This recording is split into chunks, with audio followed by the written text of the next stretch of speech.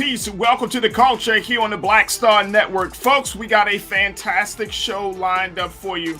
Let's talk about what has happened with Harvard and their admittance to being part of the great legacy of slavery in this country. We have a very, very important guest to talk to us, give us the ins and outs of their 134-page report about what they did and what they plan to do to address their slave legacy. We'll have that conversation. At the 4 o'clock hour, folks, we're going to be checking in with culture correspondent Ashley Banks to give us the latest about the appeal that Derek Chauvin has put forth to the court. Also, we're going to talk about the report about the Minnesota police and how they're now are going to be calling for a consent decree to clean up all of the dirty practices of that department. So we'll have that conversation later. Let's talk about parenting. Are you the type of parent that's going to give your child a choice, or are you a helicopter parent? We'll talk about that dynamic with Culture crew member Nira Muhammad. So stay with us. A lot to get to. It's the culture right here on the Black Star Network. Let's go.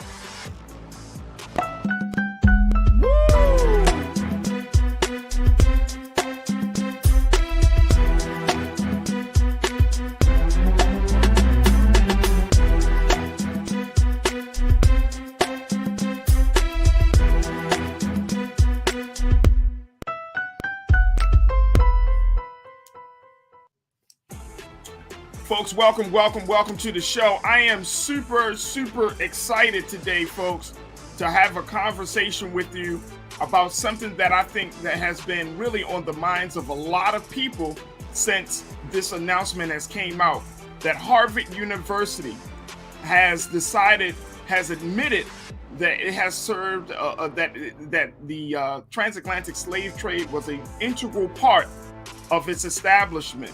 President Lawrence Bacow has come out and said that the university is going to be making moves and progress onto addressing this slave legacy. And they have created a committee to talk about this. And out of this committee, a 134-page report has been developed to talk about the various elements of Harvard and their relationship to the transatlantic slave trade. So today, we thought that we needed to have this big conversation, but I could not have this conversation by myself, or we couldn't even have it with our culture crew members. We have to tap into the experts to give us a deep dive into understanding the many dynamics, the factors, just so much to consider as we're looking at one of this country's most elite institutions and how they plan to handle their legacy of slavery. Here joining me now is a brother who I have a love and great respect for. We had the opportunity to share the platform on Thursday nights, and he is just rocking and rolling. He's a professor of Africana Studies at Howard University. He's the host of The Black Show. He can be seen and heard in so many different spaces. He's one of our premier scholars in the country. I'm so happy to have him on the air with me, my brother, Dr. Greg Carr. Dr. Carr. Hey, Farajii, it's good to see you in the daytime, brother, on the East Coast. We missed you, though, man. I know you can't work 24 hours a day, but we missed you on Thursday nights, brother, the power table. That's right. Oh, man. Look, let me just tell you something. It's such an honor and a privilege to have you joining me on this side of things, brother. And, Thursday nights has always been an exciting night for me. We talked about a lot of things, and more importantly, I learned a lot just from listening to you, the passion that you bring, the level of history. I mean, when Dr. Carr comes on the air, you stop and you listen. That's all you do, man. You stop and you listen. You take notes. Because you're about to get schooled, son. You're about to go to school. I felt the same way for Thursday nights for a long time. And now 5 days a week, we get to learn from you, brother. Congratulations, man, on the culture. And like so many others who are watching, and the numbers continue to rise on Black Star and beyond. I just learned so much. And I love the intergenerational dialogue you bring, the expertise, the level of preparation. Before we went on, you said that's all you do is think about this space. So man, that's all I do, and it shows. And it shows. That's all I do. And your show, of course, the Black Table. People love it. People tune into it. They watch it. You can check it out. It's streamed on Fridays, folks, here on the Black Star Network.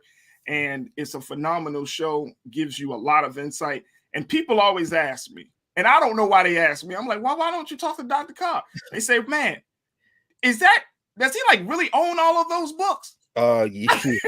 my bank account over the years, my poor black man bank account was say, yes, why did he buy these books? But yes, these are my books. But no, man, you know, it's for us, by us. So just like Black Star Network and the producers, man, telling Joel backstage before this, man, you know, shout out to the Black Star Network and to Roland Martin. I mean, we wouldn't be having this conversation.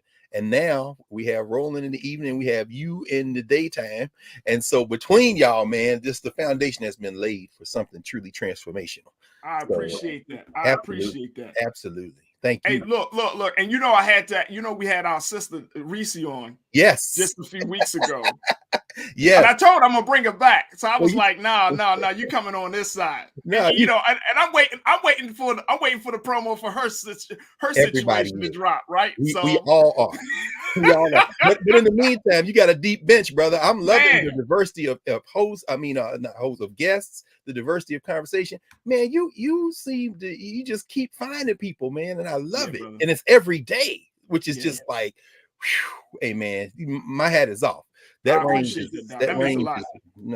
remarkable, brother. Thank you. That really means a lot to me. Yeah. But no, when we look at this conversation, and Joel and Shannon and the team and I, we were just all talking about it, and we were like, Dr. Carr. Oh, Dr. Carr.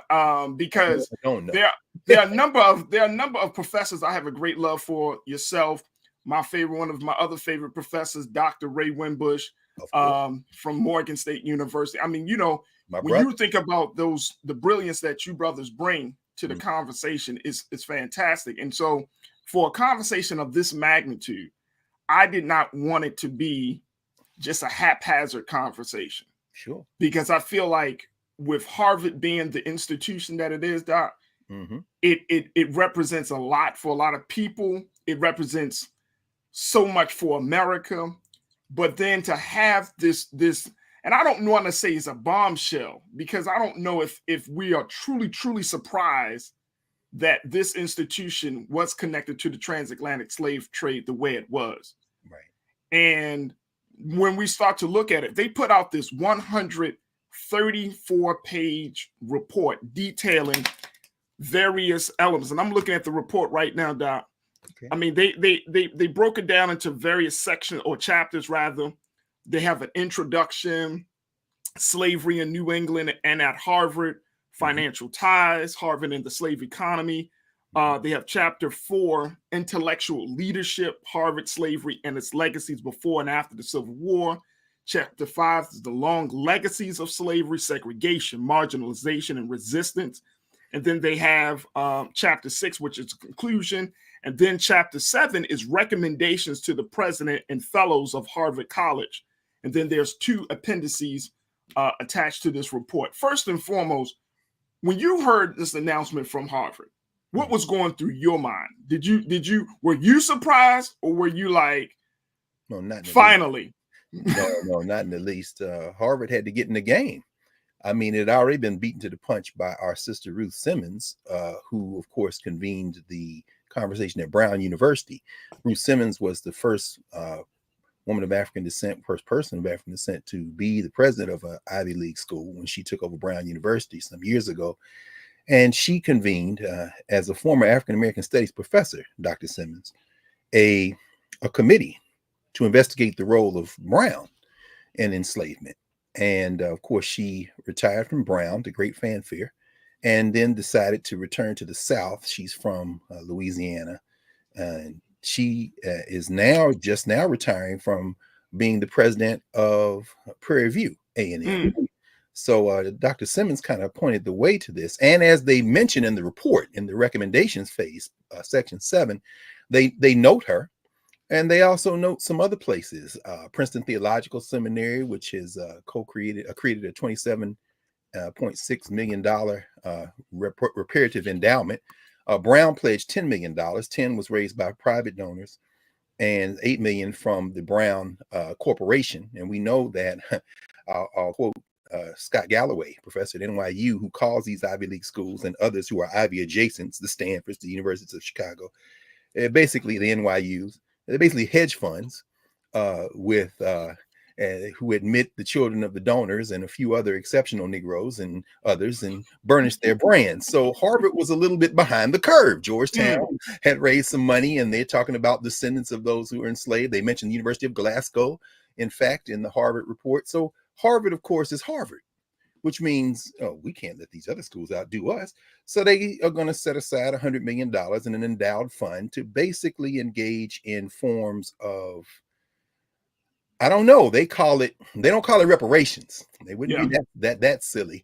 That would get them on the hook. I'm sure their lawyers workshopped every line in what they wrote. But, you know, in the case of Brown, they put together some money for K-12 students in Providence, Rhode Island. They engaged in loan forgiveness for students, fellowships in terms of slavery studies. In terms of Harvard, and I know we're going to talk about this in a minute, finally.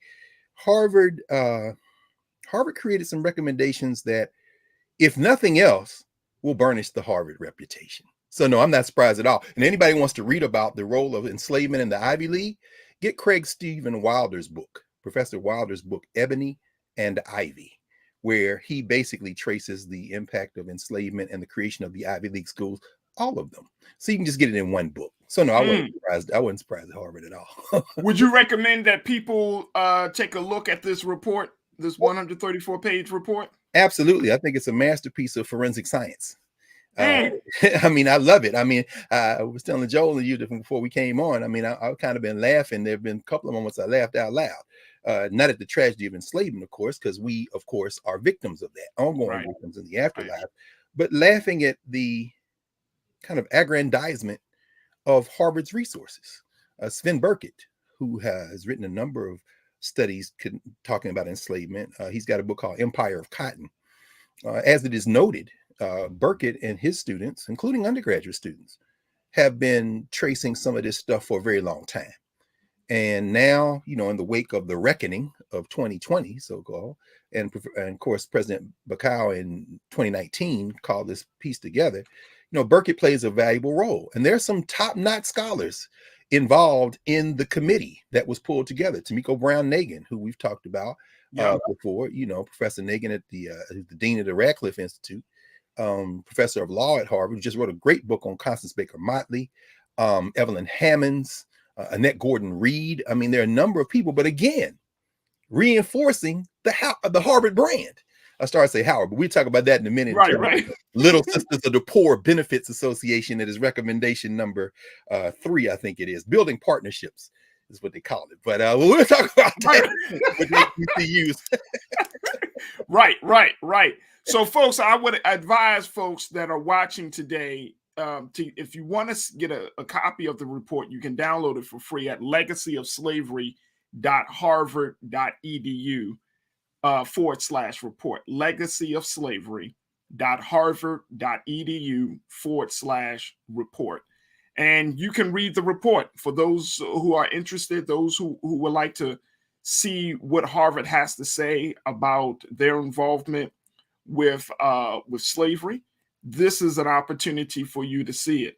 Dr. Carr, when we look at this, $100 million, and my first thought was, well, where did they get this number from? First, even before the number, what was the impetus of even creating a committee? And I know you mentioned everybody else was kind of doing it, but do you feel like there was a singular incident that was like, you know what, we need to do this? Or is it just a number of things that happened over the past couple of years? And you know, whether it's George Floyd, the killing of George Floyd, whether it's all of those things, what do you think really got Harvard saying, okay, enough is enough, we got to say something? Well, Harvard is the brand, as we know. It's not the King's College in New York, which was later renamed Columbia University. It's not any of the others. It's not Yale. It's Harvard. Harvard is the American Oxford, the American Cambridge, the American University of Berlin. It is the the brand by which all other universities are measured. So $100 million is a lot more than 27.6. $100 million is more than 10.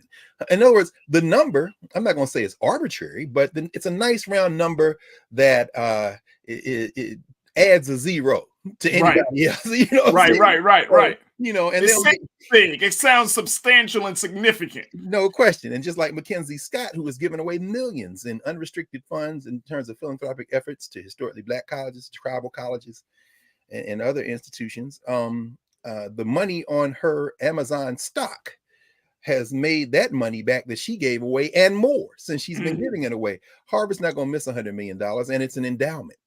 It's not direct investment. It's not like they're saying, okay, we're going to give $10 million to 10 different HBCUs to do what you want. No, it's not. No, it's not that. It's not like they're saying we're going to endow several K-12 institutions and you can do what you want with the money. In other words, it's not a form of reparations. It's really the money's not really going anywhere in terms of, you know, Harvard is going to, and for some of that money, I'm sure, pay itself. And you know, they're offering, among other things, the possibility of exchange programs with Harvard faculty and HBCU faculty. Now, maybe they're going to pay the HBCU faculty salaries when they come work at Harvard. But of course, that would mean that the HBCUs would have to pay the Harvard salaries, which would actually hurt the HBCUs. Anyway, I'm not sure how that's going to work. But the point is that that $100 million is not being given away. To quote the line from the Jimmy Stewart film, It's a Wonderful Life, Potter's not selling, Potter's buying.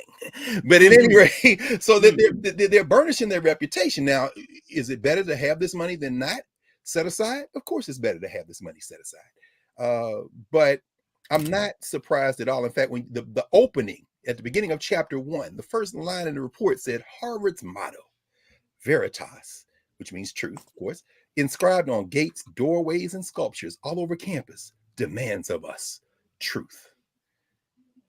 What? And as you know, brothers, as it is said to have been said to Pontius Pilate, when Pontius Pilate said, "What is the truth?" and would not stay for an answer. So when you read the report, the truth of the matter is a great deal of it is big up in Harvard. It's big up. In fact, when I first saw the story break and downloaded the report, I went looking for the things about Harvard that I expected Harvard to lift up. Who are the exceptional Negroes that it is let in? So I went looking for the HBCU folk. The Du Bois is in there, of course.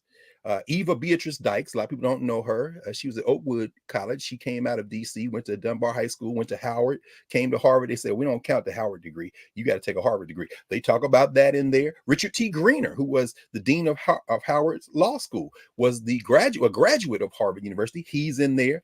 But what I'm looking for, and then I started reading the footnotes. And as I read the footnotes, what I noticed, take Eva Dykes, for example. I'm looking at Eva Beatrice Dykes, who was the first woman of African descent to qualify for a PhD, complete the requirements for a PhD in history. One of 3 Black women who graduated PhDs the year she graduated. And I'm looking at the footnotes, and what I see accessed is the Radcliffe archives for the things they have in their archives of Eva Dykes. I said, that's cool. But what I didn't see were the books written by Black scholars, including a cat at Oakwood for years, talking about Eva Dykes. I'm like, how did Harvard evade the opportunity to quote Black scholars writing at Black institutions about somebody they're saying was a person who suffered racism at the place that, well, I tell you, chef's kiss. So yeah, you got to read it, man. Forensic science. It's a beautiful elevation of the Harvard brand in a kind of moment of, I don't want to call it cosplay, but self-flagellation in pursuit, as they said, something that ends of them truth. Anyway, we'll see. I want to, Keenan, before we take our first break here, I want to throw this up here. Well, let me do this. No, we got to take a break. I'm going to take a break. When we come back, I'm going to break it down what Harvard says they're planning to do. It's not only a report, folks. Trust and believe. It's not just about putting out of this report. They have some ideas. They have some goals in place that they are striving to accomplish. And we're going to share with you what those goals are, the implications. I mean, look, we got Dr. Greg Carr here. They're going to break it down for us, give us some insight, and help us to shape our context in providing some analysis around this whole conversation about Harvard's $100 million legacy of slavery fund. So stay with us. We just getting started. Stay with us. A lot to get to in the next 30 right here on The Culture, here on the Black Star Network. We'll be right back.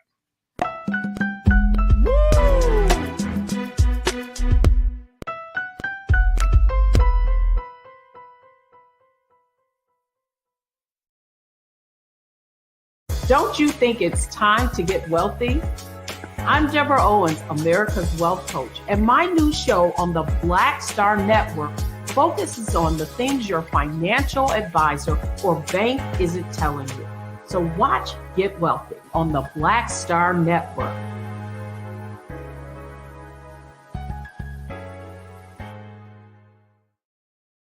Pull up a chair, take your seat. The Black Tape with me, Dr. Greg Carr, here on the Black Star Network. Every week, we'll take a deeper dive into the world we're living in. Join the conversation only on the Black Star Network.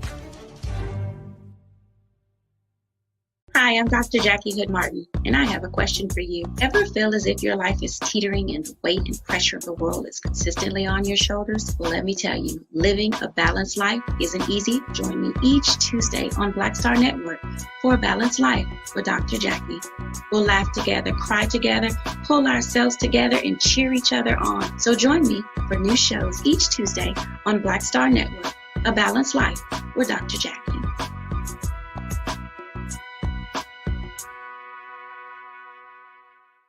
It's time to be smart. Roland Martin's doing this every day. Oh, no punching! Thank you, Roland Martin, for always giving voice to the issues. Look for Roland Martin in the whirlwind, to quote Marcus Garvey again. The video looks phenomenal, so I'm really excited to see it on my big screen. Support this man, Black Media. He makes sure that our stories are told. See, this difference between Black Star Network and Black-owned media and something like CNN. I got to defer to the brilliance of Dr. Carr and to the brilliance of the Black Star Network. I am rolling with Roland all the way. Honored to be on a show that you own. A black man owns the show. Folks, Black Star Network is here. I'm real revolutionary right now. Roland was amazing on there. Stay black. I love y'all. I can't commend you enough about this platform that you've created for us to be able to share who we are, what we're doing in the world, and the impact that we're having. Let's be smart. Bring your eyeballs home. You can't be Black-owned media and be scared. You dig?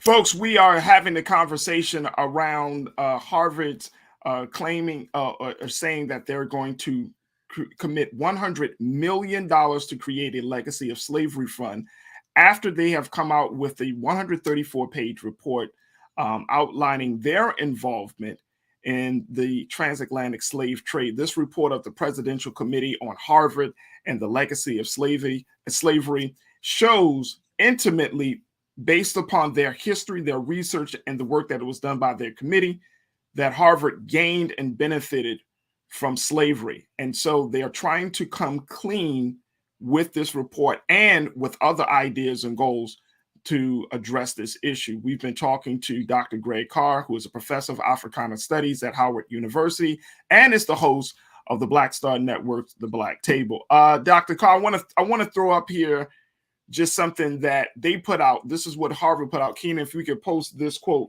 on the screen, talking about what Harvard is planning to do, some of their key goals in this whole effort. They are planning to address slavery legacy. The report calls for spending the money in a multitude of tracks. One, by tracing the modern day descendants of enslaved people at Harvard. Two, by building memorials and curriculum to honor and expose the past.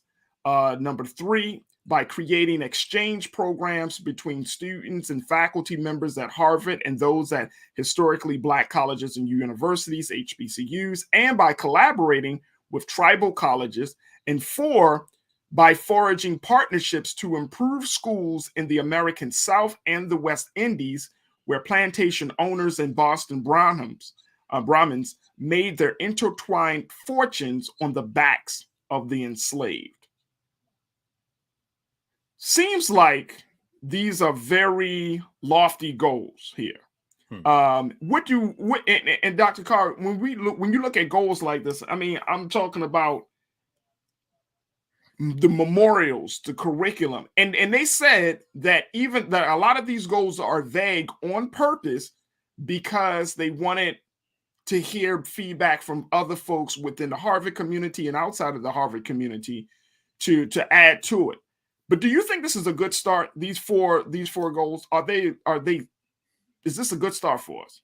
It's a great start for Harvard.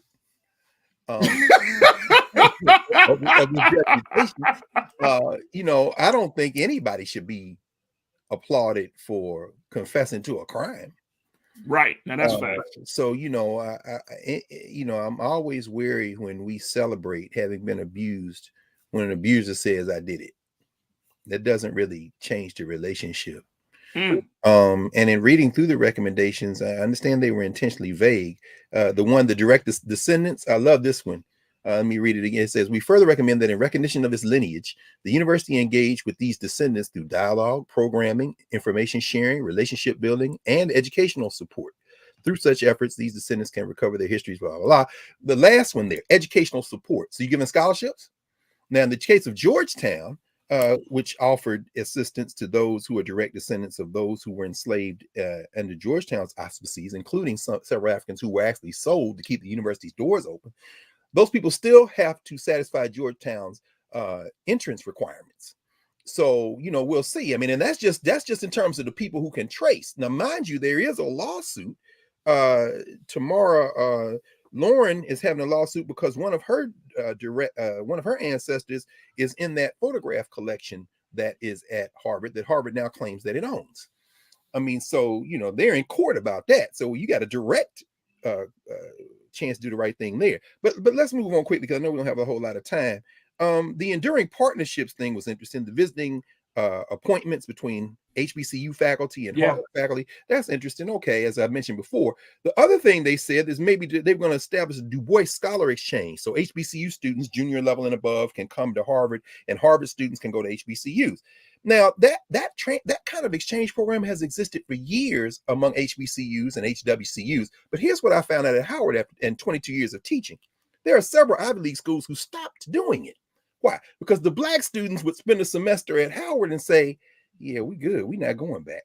So they started transferring to the HBCU. Wow. So when I saw Harvard saying they want to establish this, my first question, and it's an open question, is, did you all have one before and then you stopped it? Because I know several schools in the Ivy League, which I won't name, and Ivy adjacents, who canceled doing it because the Black students were coming and staying. So again, there's nothing in this report that doesn't help Harvard. You know, in fact, I mentioned this finally, Appendix 2, the note on process. They talk about all the things all the people they consulted, the librarians and things like that. They said they consulted librarians at several schools, including Howard, that digitized information for them. Well, that led me to this other question in number 3, enduring partnerships. They want to digitize collections at HBCUs to help them, what they call it, safeguard these materials. Safeguard? Really? They did. There's a partnership between Princeton and Harvard right now that is digitizing the records of the Black Teachers Association, Pre-Integration Teachers Association. It's being headed by 2 fine Black scholars, one at Princeton, one at Harvard. Again, I won't name them. Y'all can look it up for yourself. My question is, how y'all going to digitize institutional records of Black institutions that were preserved and fought during Jim Crow to end Jim Crow, and now the stuff end up at your house? Y'all ain't slick. It's gonna, and then now you'll invite 2 or 3 remarkable Negroes up there. Maybe you'll give them a Carnegie or they'll get a MacArthur Genius Grant. And what you now have said is, look at us. Look at how great we are. We're helping these. Meanwhile, the institutions themselves, maybe they'll get a couple of exchange students, a couple of exchange faculty to burnish the fact that they've worked among the Negroes. But look at how they watch it. When y'all read this, look at how they characterize HBCUs. Look on page 9 when you see HBCUs first mentioned, and they talk about them doing the best they could, but ultimately not having the resources to be. You know what? Just cut a check. Y'all love Du Bois so much. Cut a check. Write Fisk a $50 million check, no strings attached. That ain't no money. You'll make it back in 6 months on your endowment. Write him a $50 million check, but you're not going to do that. You're not going to do that at all. So I mean, and so it like, you know, going piece by piece, looking at each one of these goals, I'm wondering, I mean, there were Black people in the room. There were Black people at the table. Yeah. So how was it that they were in the room at the table, but yet these goals, these recommendations still come across as being Harvard's recommendations, Harvard beneficial? Because they're of Harvard. And this is not a criticism of any of them. Certainly not William Julius Wilson, certainly not Tia Miles or any of the other. And I mentioned those two in particular because Tia Miles is a younger scholar and William Julius Wilson is one of the most respected Black scholars in the country. This isn't the William Julius Wilson of 40 or even longer years ago, writing in the Negro Digest, Black World, debating about the future of HBCUs. This is the William Julius Wilson who was recruited by Henry Gates and others into Harvard when they were building that dream team, when Gates and Cornel West and William Julius Wilson and others were brought to Harvard. And then the other Ivy Leagues started doing the same thing. You know, I'm not critical of any of those Black scholars, any of those Black academics, because they are part of that system. And in those debates and rooms, you know, this is a very rich report. They're not ducking some of the difficult things that are raised. At the same time, they are part of that institution. In other words, reparations is about a lot more than burnishing the institutions that benefited from the enslavement of Black people. If you're talking about real reparations, you're talking about repair.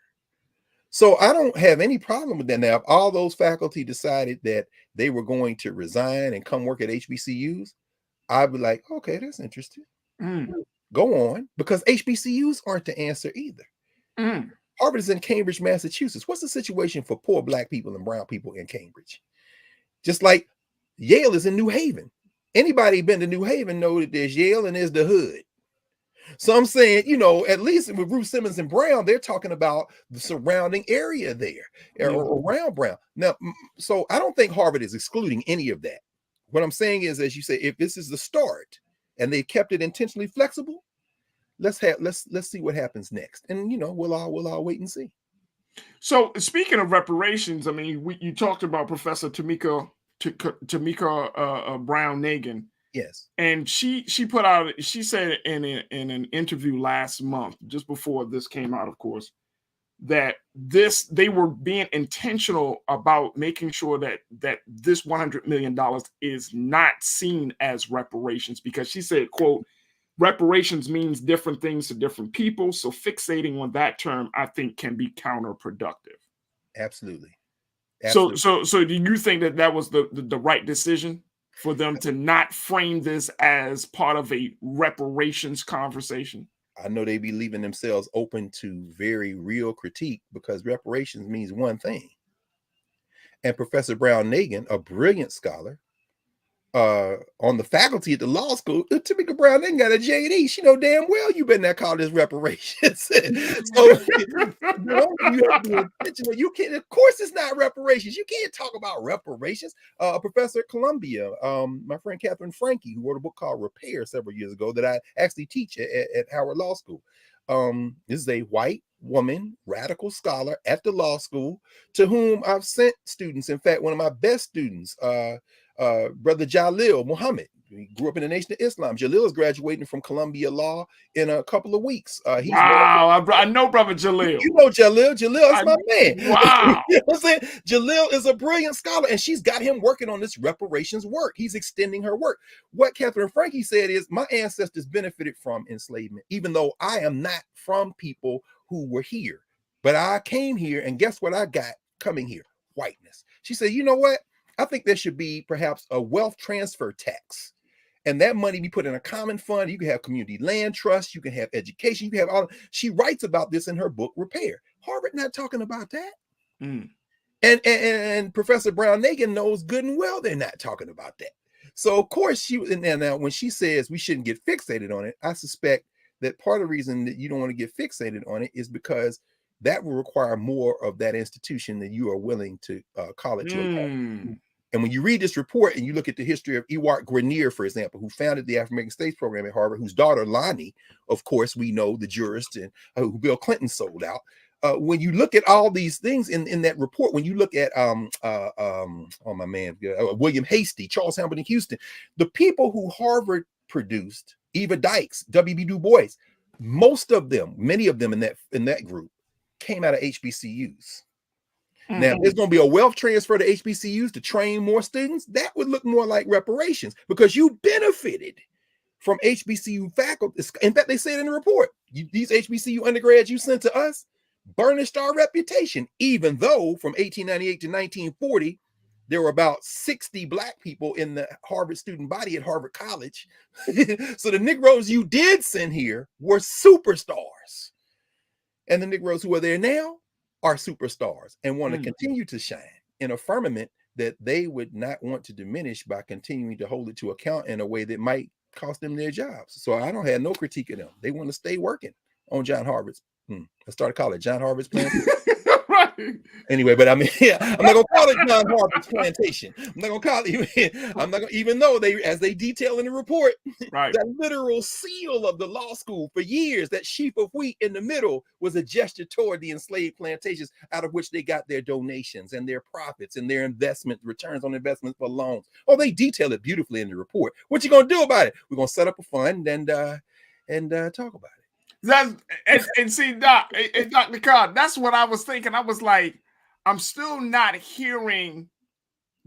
Give me the substance. You know what I'm saying? I feel like we're getting the appetizer, but we're not at the main course right now. And I'm thinking to myself, like, you know, like when you're talking about reparations, I know part of the conversation has been on education in terms of, okay, the descendants of enslaved people should be going to certain Ivy League schools like Harvard, Yale, free of charge. Or better yet, going to HBCUs and other schools with some of that Harvard money. That would be reparations. Wow. See, but how's it repaired when you basically, in fact, the last thing they write in the conclusion is much remains to be done as we seek to live up to our highest ideals. But by undertaking these endeavors in good faith and with a commitment to meaningful action, the university imbues Veritas with new meaning and renews its commitment to excellence. Wait a minute, is that the same commitment to excellence you had when them enslaved Africans was working on the? Come on. So what you talking about? No, and and Dr. Carr, explain this to me, because you've been in academia for years. You understand the dynamics, you understand the power players, you understand how everything works out. Sure. Some of it. What you say some of it, but when we look at this situation, I mean, like HBCUs are struggling. HBCUs in this country are struggling. They're still trying to make ends meet, right? Whether you're talking about Morgan, Howard, any HBCU, they're struggling. We're still petitioning. I'm gonna use that term lightly. The government for more assistance. Yes. But then you have institutions like Harvard, like Columbia, like Yale. Harvard has an endowment. Check this out, folks, of $53 billion. Wait, what? Love slam. 53 billion, baby. $53 billion. Wait a minute, how much is a billion? A billion is how many million? A billion is 1,000 million, right? Right. If you set aside 100 million, you set aside 1/10 of a billion, and you got 53. Man, they're gonna make their money back by the time the show is over. 50, or by the time the show is over. And they didn't even give it out. It's an endowment, meaning what? We are setting it aside and keeping control of it. Come on, y'all. That's what I'm saying. So I feel like there needs to be. I mean, the gap of inequality between HBCUs and the little money that HBCUs are getting versus these larger institutions. And I'm thinking to myself, it can't be that difficult to come up with a strategy or way to bring some real equity in it. And I always say this, Dr. Carr, and I've been saying this, you know, please correct me if I'm wrong. Dr. King said, "Is always the right is never the wrong time to do the right thing." No question. And so it's like at this point, that's right. At this point, I'm convinced that you just don't have the will You really just don't have the will to do the right thing. Right. So I mean, like I hear what Harvard is saying, and I think hell, any institution, any business or corporation, I think they all gain. If you're talking about Ford Motor Company, you talk whatever industry, they have all benefited from the transatlantic slave trade. They have all benefited on the backs of our people. But at this point, the admission is that's nothing to me. No. What are you going to do about it? Yeah. Substantially. I don't have any real criticism of Harvard because I don't have any expectations of Harvard. See, this is the thing. I mean, the idea is that we have these expectations. And so when you talk about the endowment, Howard is the closest HBCU to $1 billion endowment. It's just south of $1 billion. It's now in the high 800s. There's no other HBCU that's close. Spelman, I think, is second. They may be over the $300 million mark. But there aren't 10 HBCUs among the 103 or 4 or 5. And shout out to Morris Brown for reacquiring accreditation in the AUC. There aren't even 10 that have $100 million or more. And Harvard's sitting on 53 plus and making money every day with investments that speak to their participation in predatory lending, capitalism, this kind of thing. And in the report, they talk about the challenges Black students and others have made to how they invest their money. But, again, I don't have any criticism. I'm glad that this report came out. I think it sets a model and a template for this, for how to understand how higher education works at that level. Yeah. But I do think, though, finally, Farajii, that our challenge, and you've covered this extensively, brother, in the culture over the time that you've been on the air, it involves the least of these: forgiving student debt, lowering tuition costs, addressing K-12. And what Harvard has said in this report is we want to help with all of those things by sourcing our Harvard scholars that have analyzed this material. Okay, so you're going to burnish yourself for writing new reports on K-12 education and interface with school districts. You're going to do that for free now, right?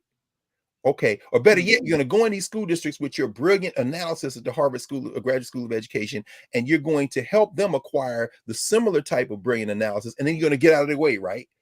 You're going to show up without the Harvard brand, right? Hell no, you're not going to do that because you want credit for it. And as you said, I mean, one thing about virtue signaling is key. It's got to be Harvard that does this. So yeah, nah. So I guess that leads us to the next question. I mean, since you don't have any expectations, should we even have a discussion about accountability, holding them accountable?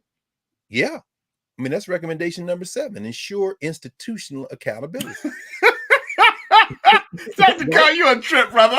No, they are, man. But this is what I love. They say they're going to set up an accountability institutional apparatus. You can't do that. Sure you can. No, you can't, Dr. Carr. Look, it's like, hey, Doc. Hey, look, brother. It's like when the police department. Exactly. When the police department has, and we're gonna talk about this today on the show. The police department whipping our ass, right? Farajii, and then be like, we're gonna have our internal affairs investigate. Yes, sir.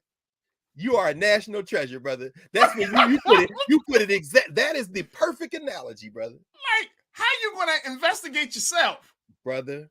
Well, or maybe you wait 20 or 30 years, and you go get the people who wrote The Wire, and you make an HBO series on corrupt cops and play yourself again. Hey, wait a minute! They came back to your hometown to make another show about dirty cops.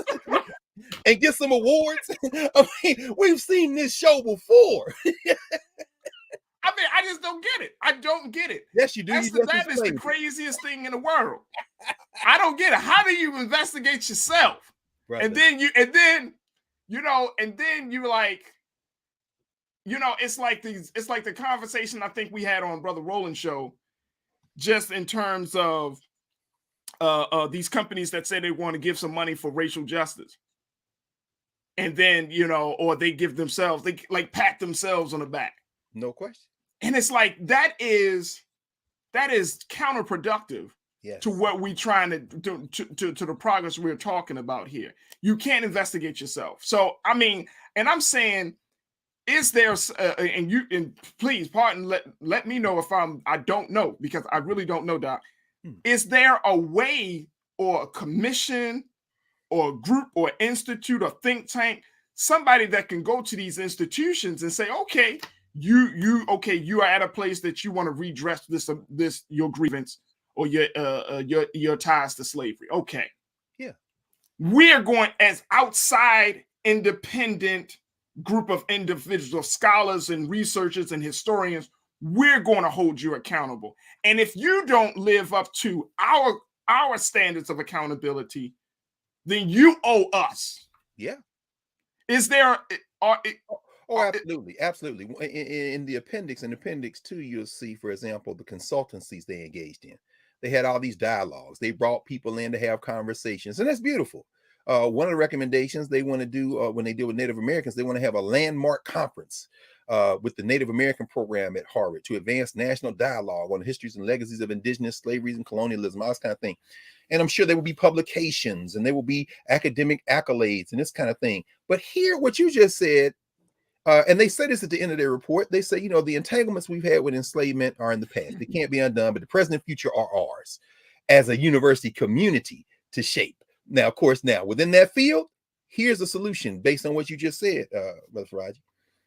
Let's say Harvard says we're going to put 10, 20, $30 million into establishing an independent, almost like a community review board. Yeah. You know what I'm saying? Yeah. And we encourage, and next thing you know, because see, this other thing about Harvard did it.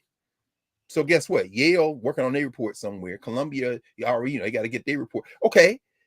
Again, go get Craig Stephen Wilder's book. You probably already gonna pay him a consultancy or get him to come in and give a talk. But anyway, now you've established this separate institution and you leave it alone. Yeah. And you don't, this is the other thing you don't do. You don't populate it with your faculty members. That's right. It's not the usual suspects. And you don't build links with Social Science Research Council, the Ford Foundation, the Carnegie Foundation, the Mellon Foundation. Right. You don't then try to figure out how you can get some subsidized grants from the National Endowment for the Arts. No. We gave this group the money. And the people who were picked to decide first how to do the money came from Black institutions, came from brown institutions, came from indigenous institutions, and they don't have any ties to any of these places that create what some people have called the professional managerial class. So you know what you're not going to be able to do? Engage in what Catherine Liu and others call virtue hoarding. Because see, the thing is, it's the usual suspects, right? And they have some exquisite Blacks who will excoriate you. They'll do the right poem, they'll have the beautiful art, and they get fellowships, and they come up, and then you set them up and you get out of their way. What comes out of that? I trust what comes out of that. But then they can't do that. Why? Because there's no value in that for us. I'm about to say, Doc, there's no value in that. They can't gain and benefit. They can't control. Now, here's my final point, Doc, and I'm so grateful that you spent some time with us today. I mean, my point is that, like, at this point, the conversation about repairing the damage, we can put it as the term reparations, or we could just look at the term justice. At this point, how do we shift the conversation from just money talk to legacy building, to start to here's why I'm asking. I have an 8-year-old and a 2-year-old. Yes, sir. By the time my son, God willing, gets to college in 10 years, and then 16 years for my daughter, if I don't want to have a conversation and be like, hey, son, yeah, we got reparations back in 20-something, but we spent it. So, we're going to have to figure out how to pay for your college. How about that? I don't, that doesn't, like, getting a check at this point doesn't seem like it will ease my soul. Well, that's not going to happen. No. You know what I'm saying? Like, I don't want to check. I need to have an investment in the futures of Black children and Black people. That's what I'm saying. When we talk about the stock and all of that, what is the futures of black children and black people in this country, because that's the only investment. Like, I don't need a check. Like, I work and all of that. So I'm trying to figure out what is going to be the future of the children. So that way they don't have to carry this burden 15, 20 years from now. And my children come up to their dad, dad, it's college is crazy, Dad. Like, it's very expensive. I thought y'all talked about that 10, 15 years ago. We did, son, but a lot of black people just wanted to check. How about that? Yeah, that's tough, Farajii. I think, and Frankie writes about this in her book, Repair. Wealth transfer, first of all, public dollars are our dollars. We pay taxes. And so policy making in terms of how to spend public dollars, if Harvard wants to make a dent, and I'm not saying they won't, again, I'm saying this is an opportunity. Use Harvard's clout, use the number of Harvard graduates who are in public policy making at the state, federal, and local levels to engage in resource investment in these communities that are suffering. Use your cultural capital, the one you burnish so much, to intervene there. Now, when you're talking about self-repair, of course, we can't look outside for that. And so we're having a conversation in the Black Star Network in part because, Brother Roland and all of us, are saying, let us support our own. This becomes a threat to the hierarchy because while we're having this conversation, I'm sure this Harvard report is going to be discussed on white-facing media, and they're going to have some experts in there, and they're going to blah, blah, blah, and it's going to be a very different conversation. Why? Because it's burnishing those places. I'm not against the check. I think everybody should get a check, but I also think that can't be the objective, as you said. What we need to engage in terms of reparations transcends even the United States of America. If you're going to reimagine the country we live in and the world we live in, it's going to require a different look at the way we even think about each other. And I do not see that in the Harvard report, nor would I expect to see it in the Harvard report. No. Harvard's going to remain Harvard. Right. You see. And hey, be Harvard. But my question is, what's Tuskegee going to do? What's the legislature going to do in Louisiana for Southern and Grambling?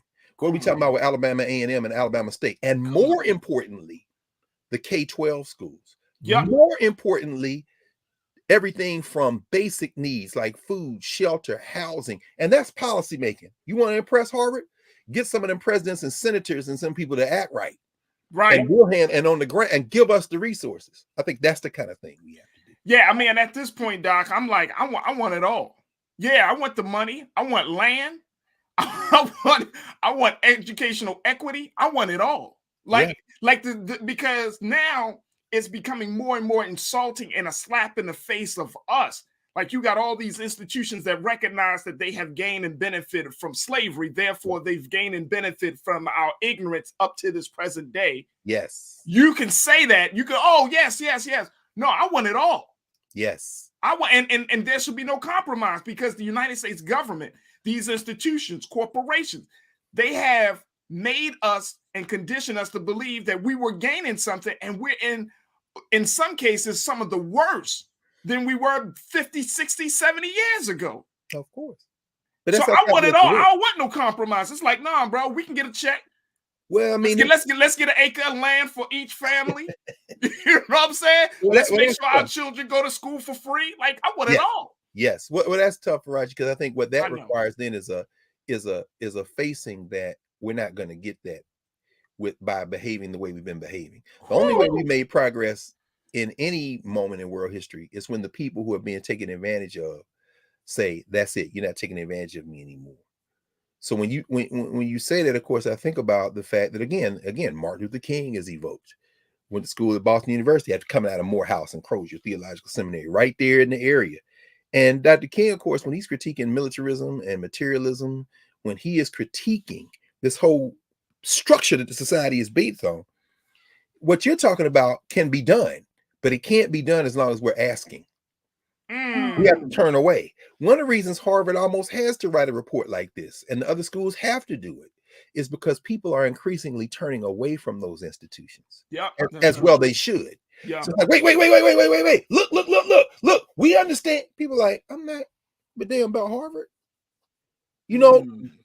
Ask yourself this: why was Nas a fellow at Harvard? Why did he receive the Du Bois medal? Why is there a hip hop archive at Harvard? Why? Because those young people from the Caribbean and from Black and brown communities in New York and everywhere else stood on their own ground, made their own culture without asking permission for anybody. It became so important that these places that want to be prestigious had to associate themselves with it. That's how you get reparations. You build your own. What Elijah Muhammad on say? Accept your own and be yourself.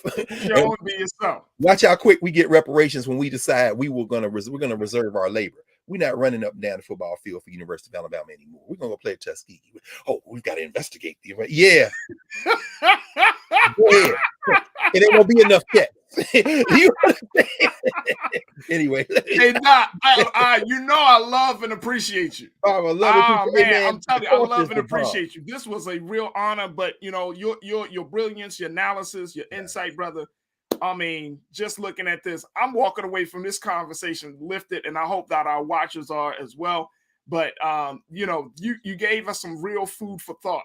You gave us you gave us a helping heap in the food for thought today. So I appreciate you for breaking this thing down, because one of the big things that we try to do on this show, and of course on yours and Brother Roland, is that we want to just move away all of the smoke and mirrors and let's get right to it. Let's see it for what it actually is. No question. For the culture, Bible, for the culture. Great for job. The culture, brother. All the culture. Dr. Greg Carr, host of the Black Table, professor of Africana Studies at Howard University. Dr. Carr, I'm going to say this on behalf of so many people. Thank you, brother, for being so good for the culture. Thank you, brother. Thank you, brother Farajii. Keep it up, brother. We all be watching. I appreciate it. Folks, we got to take a quick pause. When we come back, we're going to switch gears, check in with our culture correspondent, Ashley Banks, check in with culture crew member, Nira Muhammad, to get the latest around the situation that is happening out of Minneapolis with the Chauvin Appeal, and what is going on with Minnesota and their talk of having a consent decree in their police department. Stay with us. That conversation is coming up next, only on The Culture, right here on the Black Star Network. We'll be right back.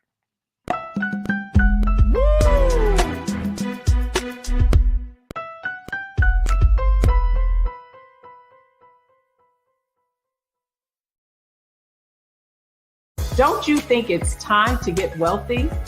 I'm Deborah Owens, America's Wealth Coach, and my new show on the Black Star Network focuses on the things your financial advisor or bank isn't telling you. So watch Get Wealthy on the Black Star Network.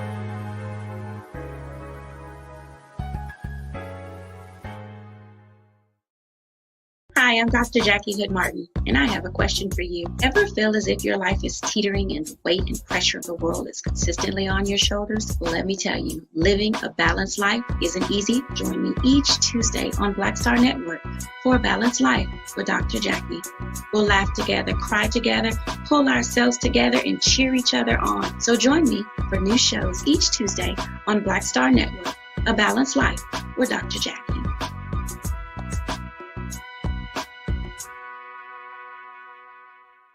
Pull up a chair, take your seat. The Black Table with me, Dr. Greg Carr, here on the Black Star Network. Every week, we'll take a deeper dive into the world we're living in.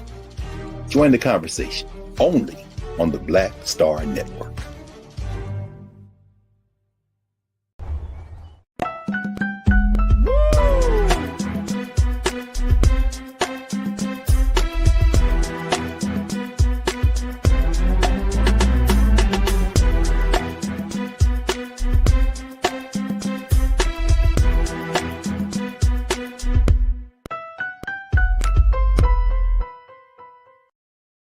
Folks, welcome back to the second hour of today's show of The Culture right here on the Black Star Network. I'm going to just tell you, folks, still pumped from this last conversation that we just had with Dr. Greg Carr and the announcement that Harvard made earlier this week about dedicating or committing $100 million to dealing with its slave legacy. If you missed the first hour, make sure you go back, check out the replays and everything, and let them share with your family and your friends. But that conversation got my juices flowing, man. Oh, man. All right. So sets me up for another conversation that we're going to have. And I wanted to bring in some heavyweights for this discussion. But there are a couple of things that are happening in Minnesota, folks, that we wanted to bring to your attention. First thing is that former police officer Derek Chauvin, the one responsible for killing George Floyd, continues to try to appeal the decision around his verdict. So we're going to be checking in a moment with culture correspondent Ashley Banks to talk to us about the latest with that. Also, Minnesota police, it looks like there has been a number of practices that shows that that the police departments there have been discriminating against Black and brown communities for years. Look at this, engaged in pattern of illegal racial discrimination. This is the Minneapolis Police Department there. And then this is according to the Department of Human Rights Investigations. They found that that police department violated civil rights law. Multiple iterations of city leaders failed to hold the officers accountable. It's a wild city up in Minneapolis. Wow. So we're going to have that conversation. So let me bring in these two dynamic women to talk to us about these things. First, culture correspondent Ashley Banks, and then Nira Muhammad, who is an activist, educator, and host of Queen Talks with Nira, the podcast that can be heard on all podcast platforms. Ashley, Nira, welcome to the conversation. Thank you, Farajii. Absolutely. Absolutely. Oh, absolutely. All right. Oh, Ashley, let's start with you dealing with this Derek Chauvin appeal. What is he trying to appeal for, Ashley? Yeah, a lot of people were asking that question, Farajii, because it makes absolutely no sense. We all saw the video. We saw what happened. And Derek Chauvin is responsible for killing George Floyd. Now, he and his legal team, they filed an appeal on Monday claiming that he had an unfair trial. And so they give these reasons. They say that the media coverage was biased. The media demonized Chauvin while glorifying George Floyd. They mentioned that the jury was intimidated by the ongoing protests that were taking place against Derek Chauvin and against police brutality in general. The legal team also said their trial should not have been held in the same county in which Floyd died, stating that there was going to be bias anyway because everyone saw the video. It was the talk of not just the town, but of the nation, of the world. And so they believe that the trial should have taken place in another location.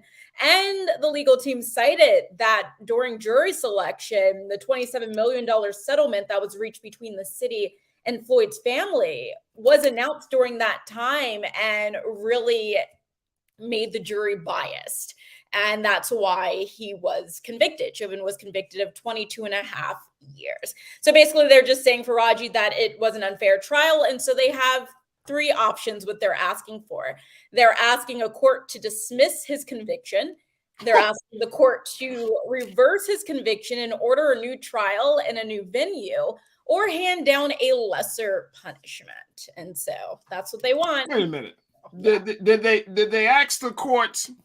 Did they ask the court, what exactly was they smoking? Should have. Get the hell out of here, man. Yeah. Are you serious? Yeah. Dismissing, reversing, and asking for a lesser sentence. Yeah. He simply believes it's unfair. He simply believes the media and all the attention that this tragic incident was getting basically was a disadvantage to him. But the reality is, dude, you killed George Floyd and it was recorded. The entire world saw what you did. The prosecution at the time was asking that Derek Chauvin get 30 years behind bars. And so for him to be convicted for 22 and a half, he kind of got off a little bit. And so, I mean, for him to ask for a lesser punishment for killing someone, I mean, really? Really? Wait a minute. Look, I'm trying to, how old is Derek Chauvin? Do we know how old he is? Yeah, we do. Let's see. Are you looking it up? Yeah, I'm gonna look it up real quick. I want to make sure. He's 46 years old. So he's potentially could leave prison when he is, what, 69? Yeah. I mean, your life is not over at 69. It's not. But for him, it's over because he killed a man on camera, right? But I think that this is a huge slap in the face, Ashley, that they even have even filed this appeal. And based upon what I understand around this, let me make sure I'm right. This was an 82-page appeal. Yep. So so I mean, and I'm not asking. I'm asking you to tap into your attorney side for a moment, because you are a future lawyer here. So, if you are making these type of criticisms about how the trial was done, the venue, it sounds like you're simply grasping for straws here. Am I correct? They are. I mean, the legal team is doing what it's supposed to be doing. As much as you and I do not want Derek Chauvin to leave prison, he does have a legal team who's getting paid, and they're going to do all that they can to get him out of jail. And some of the things that they're raising, some of the concerns that they're raising, sure, we can say that they are legit, but at the same time, it doesn't matter where this case was tried. Everyone knows the case. So essentially, the outcome would probably be the same. Yeah. I do not think that Derek Chauvin deserves a lesser punishment. No. I believe the punishment is just, and some people would argue he should be getting more. He should be spending more time behind bars because he killed this man while this man is begging for help over a counterfeit $20 bill. So, yeah. No, let me just tell you. The fact is, and Nero, I want to bring you into this right now. The fact is, he cannot handle this mentally, emotionally. He cannot handle being held responsible for the crime, because I truly believe, and Nero, tell me what your take on is. I truly believe this dude probably doesn't even think he did anything wrong. I don't think he did. I think the way he put his knee on George Floyd's neck with so much, this obnoxiousness, not even like he was just this superiority, this air of superiority. I truly don't think he did anything wrong. And I think that's the problem. Like it, and it may, and I've heard stories, Ashley, where people go to prison and it hits them once they behind bars, once they hear the sound of the cell closing, that I'm really in jail. I'm not going home. Like it hit people then. I don't think it hit him yet. I don't think it hit him. Yeah, I mean, I'm with you, Farajii. I think in some ways it just probably hasn't. Him being a part of law enforcement, some of them do believe they're above the law and deserve a certain privilege that the average person doesn't. And who knows? There was a case in 2017 where he used excessive force against a 14-year-old, where he held a 14-year-old by the throat and used his flashlight and beat the 14-year-old on his head, right? And so it's like he's probably used to having this power and abusing this power and getting away with his actions. And so, yeah, this could come as a shock to him that he's actually in jail after being a law enforcement officer for as long as he had been. And yeah, he wants out. I mean, anybody would want out of jail, especially a police officer like himself. We have no idea what he's facing in prison, especially being a law enforcement officer who has put other people in jail. Yeah. But at the same time, he has to come to the realization that you committed a crime. You have to do the time. There are consequences for what you did here. It was an unjustified killing at the end of the day, and you need to be behind bars. It's as simple as that. Absolutely. All right. Culture Crew member Nero Muhammad wanted to bring her into this discussion. Nero, when you hear that, Derek Chauvin is still trying to, finagle his way to get a lesser sentence, to finagle his way to getting a whole new trial, how does that make you feel? I'm not surprised at all, because he should feel like he was justified in the killing. Why? Because every other cop before him felt like they were justified by getting off. Was he justified? Obviously not. But come on, guys. How many other white police officers have murdered Black and brown people and gotten off for it? He's probably saying, like, why me? Why am I the anomaly? How am I the one that goes to jail? Heck, George Zimmerman never got jail time, but obviously look at how his life has turned out. I would be more surprised if he took his sentence lying down than for him appealing. I'm not surprised at all, because that's that white male privilege. He doesn't think that he did anything wrong. He thinks that he was justified in killing George Floyd. So that's why he's going to continue fighting this appeal until they say, this is it, you're done, you can't try to appeal it anymore. He feels justified in his killing. And if he does know that it's wrong, he's never going to admit to that. Because at the end of the day, that's too much like right. That there's pride, there's ego, there's, again, white supremacy, and it's just the male ego too. So you have all these things playing a part in this. And then you have this becoming such a global phenomenon. George Floyd was a global phenomenon. We had never seen protests happen globally the way they did until Breonna Taylor and George Floyd. So again, this has been a lot more media coverage than any other case. He is correct. But I think it's because we've gotten to a point where we as a people, we're tired. We as a nation are tired. And then globally, people are tired. Again, Black and brown people aren't just treated this way in America. This is a global issue. So when you see people coming together around the world, something has to be done. So maybe if the George Floyd case had not caught on so well in the media, maybe the outcome for Chauvin would have been different. Maybe he would have just gotten a slap on the wrist like so many other officers did. So that is why he was expecting his case to go just like all those other cases before him. That's an excellent point. Excellent point. And actually, Melvin Wright, who is checking us out on YouTube, said there was no place that the trial could have taken place where no one had heard of the case.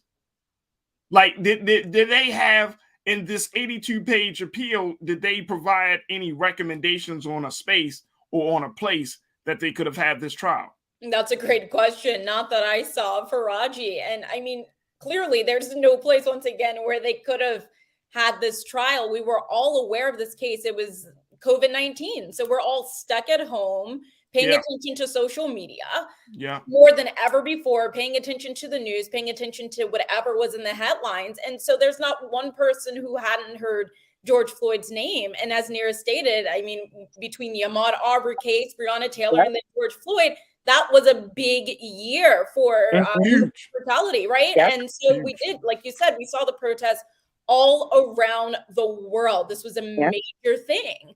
And so there is no place in this country where they could have had this trial where somebody would not have heard about the intricacies of this case. Absolutely. All right, so that takes us to another situation coming out of Minneapolis where now the police department is going to be placed under a consent decree. In Baltimore, we know, we are very familiar with this because the Baltimore City Police Department is under a consent decree. But essentially, a consent decree are a list of not just recommendations, but some mandatory things that the department will have to do based upon the Department of Justice review and evaluation of the department's practices. And we're seeing that something that I don't think a lot of people are going to be surprised about, Nira, the fact that Minneapolis police department, they have been racially discriminating Black and brown people. They have been doing illegal things. I mean, we can go down the list because guess what? Probably a lot of police departments around the country are doing the same damn thing. And they get called out for it.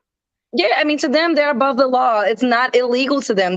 I'm doing my job. This is what I'm supposed to do. You're not out there with me when I'm, going on these calls. They feel justified. I think that's the key word here, that justification. They feel justified. And we as a people, we're seeking justice. So it's like this, it's a battle because it's a battle of also our humanity. It's a battle of our morality.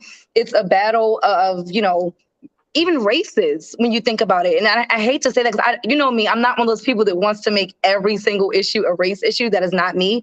But you got to call it as you see it. Yeah. When you're looking at systems across America, police systems, a 5-year-old should not cry when a cop pulls up behind our car.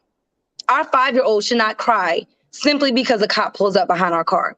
That is a reality down to our babies. Our babies feel like that about the police.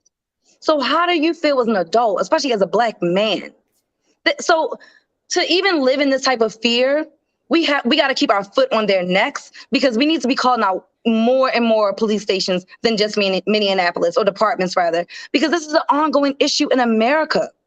It's not just happening. These are not isolated situations. These are situations that are kept quiet, that are ignored, and we as a people have to push that envelope. We got to push these conversations and change and reform.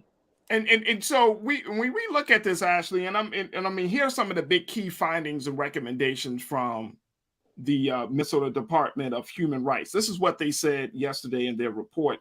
They broke it down into police culture, saying that there was race-based policing in Minneapolis, primarily a result of police force culture, that officers, supervisors, and trainers received deficient training, which emphasizes a paramilitary approach to policing that results in officers unnecessarily escalating encounters or using inappropriate levels of force. That's the first one about police culture. Look at that. The use of force. That the report found that officers use higher rates of more severe force against Black residents than white people in similar circumstances. Boom. Boom. Traffic stops. They found that the officers are more likely to stop vehicles with people of color and indigenous individuals, often for minor offenses.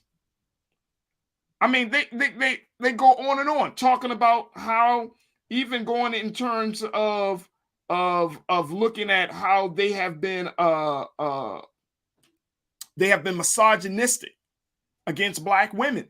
I mean, this stuff is just, it gets to the point, Ashley and Nira, where it's just like, bruh, like, you might as well, I don't even know what can be done at this particular moment, because as much as I'm not surprised by this, I'm tired by this.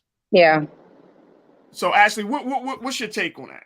Yeah, no, I'm with you. And first, I was surprised that the Department of Justice wasn't the one that launched this investigation.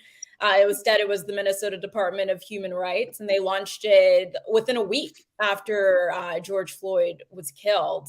And so looking through the report, and they laid out some steps where they can find solutions to these problems, or suggested solutions.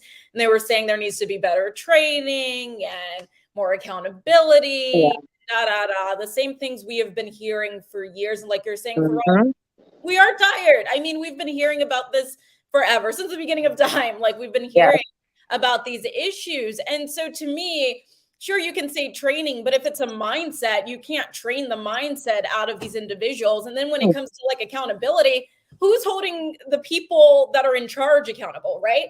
So you can have it's supposed to be the city government. Yeah. It's supposed to be the city government. It's supposed to be, well, I don't have much confidence. I have a quick question. With the FOP, it's supposed to be that everything in America, if you look at very quickly, Nira, and I'm gonna get to your point, everything that we see and from a systemic institutional standpoint is supported by a checks and balance system. Like, you can't, if you violate this, then these are the consequences. That's how America is set up. Supposed to be set up. Go ahead, Nira, what's your point? Right. Also, I was asking, so I was thinking about how, as educators, we are constantly having to take professional development training. It's ongoing training that we have to take in order to stay up to date with our certifications. Are there systems in place for police officers where they have to go through ongoing training? Not before you became a police officer, you had to go through these trainings. Even as teachers, I've had to take ethical bias trainings. I hate them personally. But they are important. They are necessary. And I think I mentioned this before, having Black women, and it was funny because we had Black women who actually trained us the last few times that I was a part of this training, and she was great. She made it better than what the training normally was. But just thinking about having those trainings where they're ongoing, for one, they are taught by someone who does not look like them. Mm-hmm. Or is a part of course, the FOP, or because I have another police officer train you. We get outside entities that come in and train us as teachers.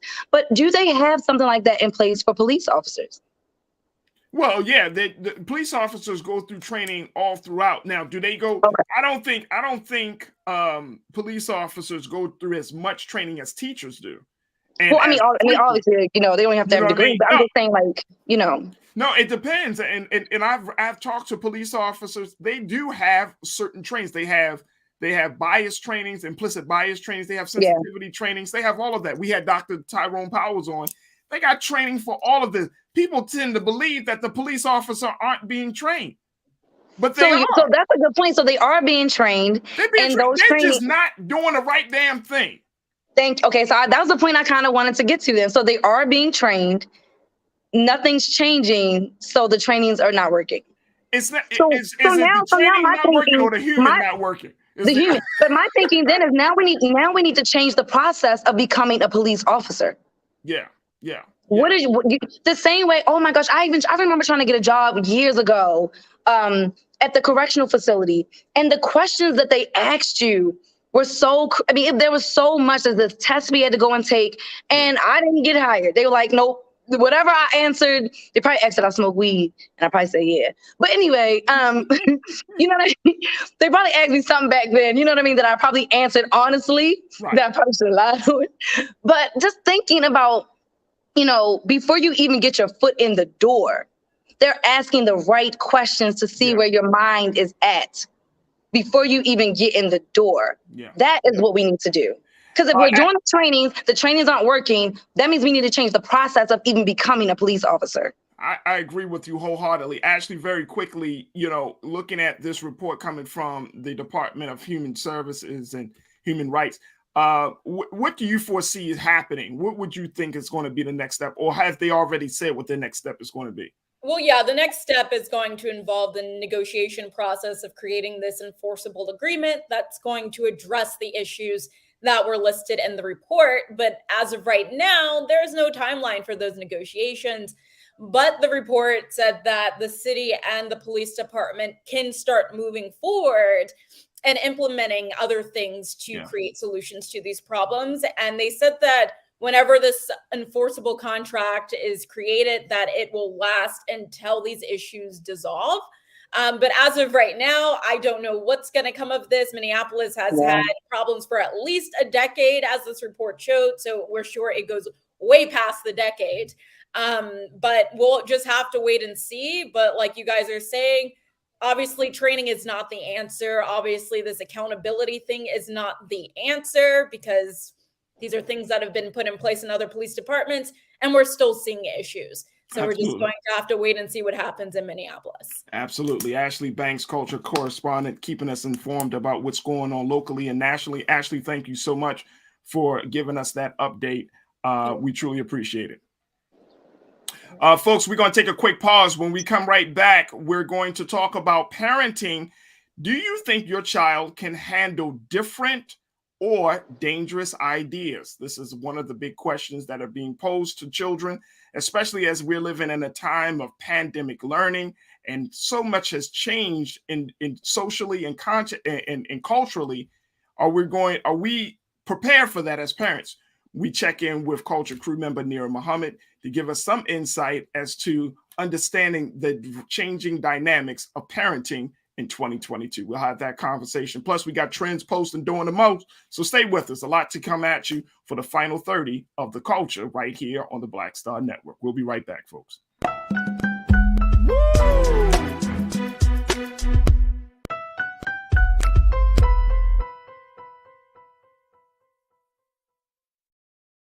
Pull up a chair, take your seat. The Black Table with me, Dr. Greg Carr, here on the Black Star Network. Every week, we'll take a deeper dive into the world we're living in. Join the conversation only on the Black Star Network.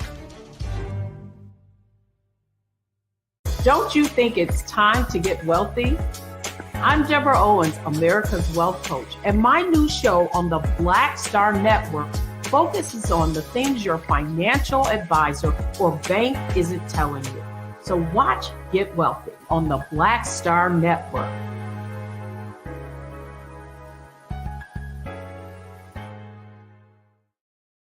Hi, I'm Dr. Jackie Hood Martin, and I have a question for you. Ever feel as if your life is teetering and the weight and pressure of the world is consistently on your shoulders? Well, let me tell you, living a balanced life isn't easy. Join me each Tuesday on Black Star Network for A Balanced Life with Dr. Jackie.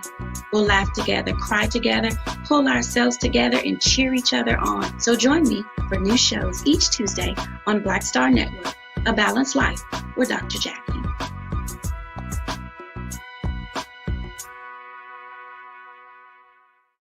time to be smart.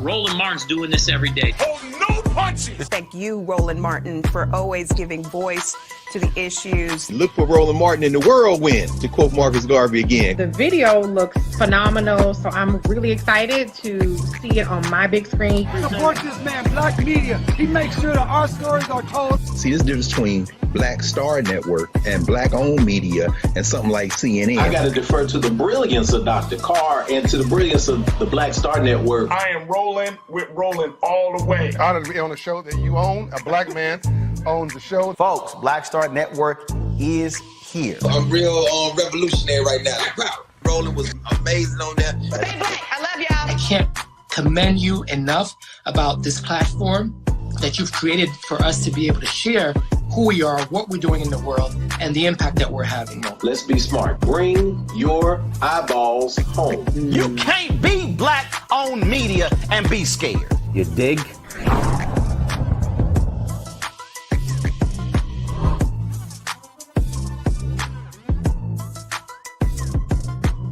It's time to be smart. When we control our institutions, we win. This is the most important news show on television of any racial background. Y'all put $2, $3, $4, $5, $10, $15, $20, $30 on this and keep this going. What you've done, Roland, since this crisis came out in full bloom. Anybody watching this, tell your friends. Go back and look at the last 2 weeks, especially of Roland Martin Unfiltered. I mean, hell, go back and look at the last 2 days. You've had sitting United States senators today, Klobuchar and Harris. Whatever you have that you can bring to Roland Martin Unfiltered to support it, please do, because this information may literally save your life.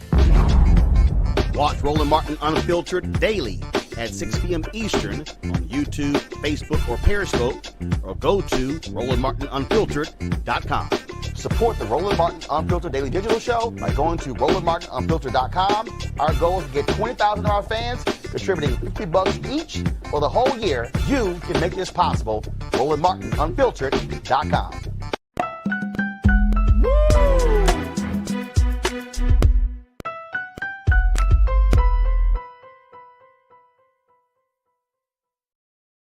All right, folks, we wanted to have a conversation about parenting because things are changing in this current culture of parenting, from everything from pandemic learning to understanding the intricacies and complexities from things from social justice issues to gender to everything that's happening in the world. And so, you know, you might be wondering, who else is going through this kind of trial of trying to figure out how to parent your child?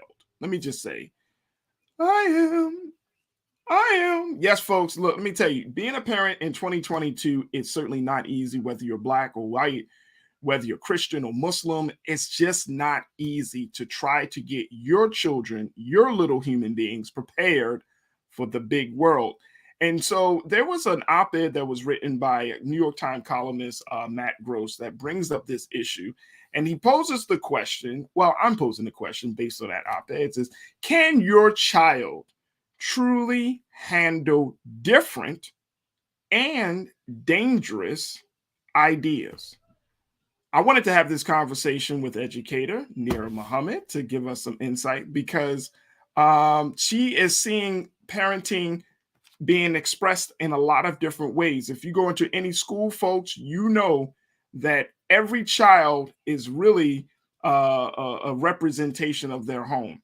And as much as we like to believe that, for example, that within the Black community that we're all on the same page, or that most of us are on the same page, we might find out that we really aren't. I want to bring back Culture Crew member Nira Muhammad back into the fold. Nira, we got Nira with us? Yep. There we go. All right, cool. So I wanted to have this discussion because Matt Gross, who wrote this piece, he talks about how his daughter, who's 13 years old, had asked him, Dad, can I not go to school can I not go to school tomorrow? And he made the point, like, why? And she was, he thought that she wanted to, stay home for a particular reason, or and it was just simply, she was just in a space where she just wanted to take a rest from school. And he was like making a point to her and say, well, you know, you could do what we used to do, which is fake going to school. Like you walk out the door, but you can hang out here and chill with your friends there and all of those things. And she was making a point. No, that's too much. I just rather ask you because I wanted to talk about, you know, I have some things I wanted to share with you about this. But it brought up this whole idea of how our children are making choices, dangerous, or how they're dealing with the choices because of the information that we're in and the time that we're in. There are a lot of children that are being confronted with very different ideas than what they are accustomed to at home, and in some cases, some dangerous ideas.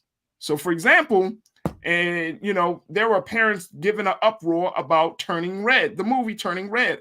Oh, children should not have to learn about menstrual cycles. This is not appropriate for children.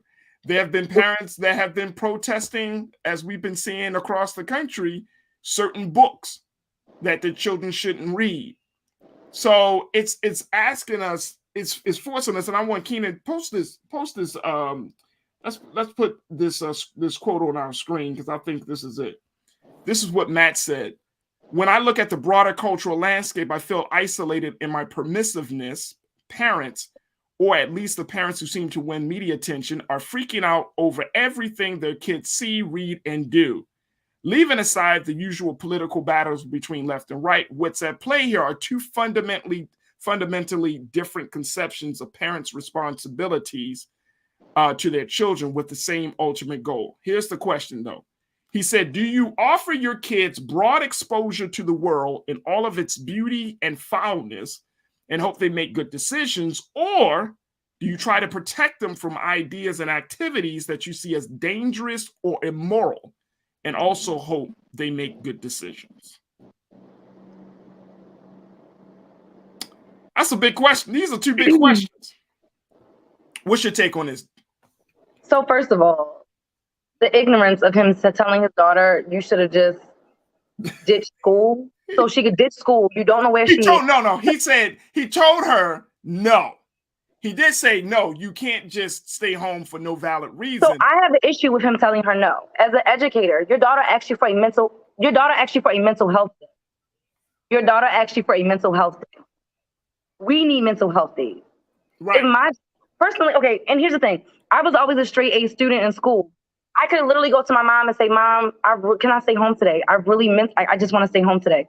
Sure, you can stay home. Why? Because she knew that as a student, if I missed anything, I was going to make it up, that it was not going to affect my grades, nor was it going to affect my learning. She also knew that I was very studious and that if I asked for a day home, it was because I really needed it.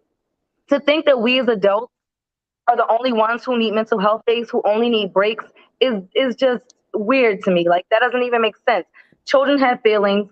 Children, you know, they need a break sometimes too. And we don't know what's going on at school. Maybe she's being bullied. Maybe someone's been making fun of her. Maybe she's really tired. Maybe her classroom is extremely, extremely disruptive and she just mentally just needs a break from it for a day. I would never tell my child no. This doesn't sound like a child who was constantly asking, can they stay home, or lying and saying that they're sick. She sounds like a very responsible 13-year-old. The kind of 13-year-old that I would definitely be like, sure, but let's talk about it. What's going on? That's when you open up and have conversations with your children. That's like a first step to good parenting. Open communication with your children. Because the worst thing that you could do is cut your child off and make them feel like they can never talk to you. That is the worst thing that you could do. So I would never just completely shut them down. No, you're going to school. And the first question is, well, what's going on? Why do you want to stay home? That's a perfect opportunity for you to have a real conversation with your child. Now, so the other question about, do we expose them to stuff or do we try to shield them? Personally, I think it depends on the age and the developmental level. There are certain things that I'm going to expose to my 10-year-old that I would not expose to my 5-year-old. There are certain conversations that I would have with a 15-year-old that I would not have with a 10-year-old. So you have to think about this from a developmental level. And also, you know, and I'm just going to throw this out real quick. My teaching philosophy has always been, to be a great teacher, you always have to be a student. So even as parents, we have to think of ourselves as children. We have to constantly be learning and evolving so that we can teach those new concepts and evolutions to our children. We can't always just think off of what was going on 5 or 10 years ago. That's not the same reality. Our children are not, I wasn't exposed to having a smartphone when I was in elementary school. I have elementary school children now in 3rd grade who have an iPhone. So to have a 3rd grader with an iPhone versus back when I was in 3rd grade, we didn't even have smartphones when I was in 3rd grade. Cell phones weren't popping like that. And you definitely didn't have one in elementary school. So I can't teach them on the same basis of back in the 90s. This is not the 90s. This is 2022. So we have to think about where we are as a society now, the age of our child, the level of maturity of that child, because every 10-year-old is not the same. And you have to also think about, I'm not a big fan of the whole shielding thing. I just think that there are certain things that you introduce as certain developmental stages. That's what I'm going to say. Right. Which is part of the conversation that needs to be had with either, the other parent or, like there has to be some intentionality there before you just jump into it. Like, for example, you talked about, if a child say, hey, I want to skip school, I think the non-thinking answer would be, no, you can't skip school, blah, blah, blah, blah, blah, blah, blah, right? You just jump to that space, right? Versus, hey, okay, whoa, okay, what's going on? And I'm just saying, if your mind is not there, you just automatically turn that part on. But to Matt's point about, shielding and whether you should shield, like, I agree. I think that you do need to figure out where your child is. We have, and you see it every day. We have a culture where we say things like, oh, she thinks she grown, or he think he grown, or he's smelling himself, or things like that. But then I always wonder to myself, didn't you cultivate that? And I'm saying that as a parent. Like, we cultivate grownness in our children. The stuff that the students say, you cultivate that. I ask them, where do you get that from? And they'll tell me, kids are so honest. Like, don't get me wrong, kids, I'm not saying kids don't ever lie, because they do to protect themselves or to get out of trouble. But they're free. They love, like, if you build those relationships with your students, I have the relationship with my students where they just talk like some stuff I just wish they didn't tell me, to be honest. But they're exposed to a lot. They are exposed to a lot. I've had students ask me about, Miss Muhammad, do you watch Snowfall? How do you know that show? You don't watch that show, do you? I mean, what? I remember one time I had a student tell me they watching P-Valley with their mom. P-Valley. Wow. I was like, what? Huh? Wow. So there are definitely levels to exposure, but unfortunately, some people don't think about that kind of stuff. They don't care. They think it's cute. They think it's funny. I have one student who sleeps all day in class, and I talked to his mom, and she's like, oh, that's because he's up on the video game all night. And I'm like, excuse me? Why is your child? How does a 9-year-old dictate what time they go to bed? Are you a parent or are you a friend? Yeah. Like, you're not 22. When you're 22, I can be your friend, but not at 9 years old. Right. And do you feel like, while you working and talking and engaging with those children, do you feel like that they are prepared to handle different ideas than what they have been taught? Or do you feel like that if they had a discussion about something, a cultural shift, cultural changes, that they can be able to process that? Because I think that's the place that we're talking about getting children to, right? We're talking about getting them to a place that if certain conversations come up among their friends, or if they're put in certain circumstances, that they have the skill set, the mindset, the heart to be like, no, I don't agree with that. Yeah. Or, you know what I mean? Like, we want to get our children to that place. And I'm wondering, for a lot of parents, do you feel like that's the case? Are your children at that place? I personally, I do, because I hear those conversations all the time. I hear them to each other. No. Well, they'll come to me and tell me what so-and-so said. And I actually love that. I hate when they're like, oh, you snitched. I actually just had a conversation with them about the word snitching yesterday. And I was just like, I had to pose the question. If something serious or harmful happened to you, would you not want the person that harmed you to get in trouble? And they all had to sit and think about it. Like, yeah, I would. So would you get mad at the person for telling on the person that hurt you? No. So I think that our children are very bright. I think that they have a lot of street smarts. I want them to have more book smart. I feel like my kids are more street smart than book smart, and I want to change that narrative in my classroom. But I do feel like a lot of them do have the skills, but then some of them don't, and it's for different reasons.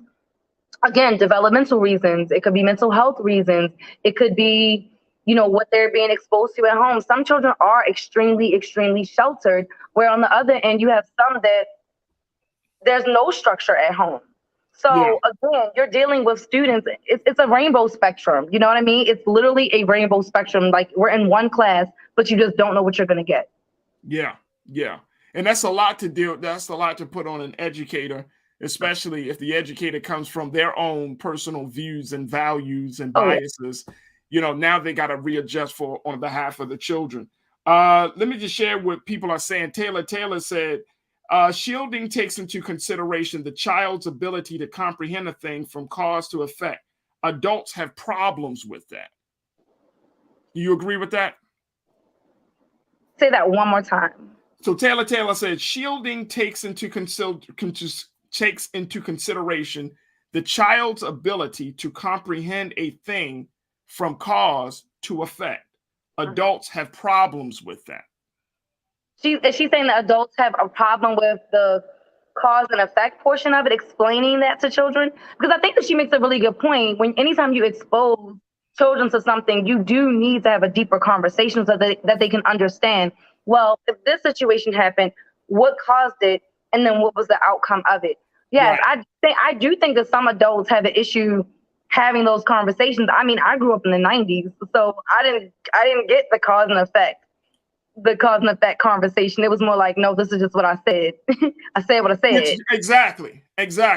But I don't want to be that kind of parent, and I don't want to be that kind of teacher, and I definitely don't want to be that kind of parent, because that is where their critical thinking comes into play. Right. Are they able to critically think about a situation from start to finish? If they can, that would change the trajectory of so much of their lives. If they think about the repercussions of their actions, that could possibly change the action from the very beginning. Those are life skills that we should be teaching our children. For parents who reprimand their children, I'm not a big spanker, but if you spank your children, if you put them in timeout, never, ever, ever do that without having a conversation with them about what they did, why what they did was wrong or inappropriate, and then why they are being punished. And the punishment needs to match the situation with the quote unquote crime. Yeah. I'm not going to, why would you spank your child for making a mistake and knocking over your vase? If it was a genuine accident, you're going to go take out your belt and give your kid a beating for that? No. Maybe they were running around for 5 minutes and you kept asking them to sit down. Okay, so now you owe me back 5 minutes, and you're going to sweep up this mess that you just made. That is an appropriate repercussion to that. You broke the vase, which just happened in my class. That's why I said it. They broke the vase. They then swept up the floor. They all apologized. They owed me 5 minutes. That was appropriate. Right. And I think that when you're talking about that whole cause and effect dynamic, it does, like you said, it provides an opportunity for critical thinking, but then it helps children to understand how you got there. Yeah. To help children understand how you got to your thinking. And dear, I don't think a lot of people, like, we have been taught, and then like you said, you grew up in the 90s, I grew up in the 80s and 90s. My parents, I love them, but they did not give me insight into their thinking until after a situation. Yeah. Right. And I know that you could probably save a lot of pain and heartbreak if you just told your child straight up, hey, this is what I'm thinking. This is why. Even going as far as to say, you know what, I'm a little scared that if you did something like this, it might hurt you. I'm a little scared about that. Yes, Having that I level break it of down to my vulnerability. students. You were here the other day where I had a conversation with them about the importance of following directions. And I had to give them these different scenarios. Sometimes you have to give children different scenarios in order for them to really understand where you're coming from. And you start to, and as children, you see them open up. Oh, wow. I didn't think about that. That makes so much sense, Miss Muhammad.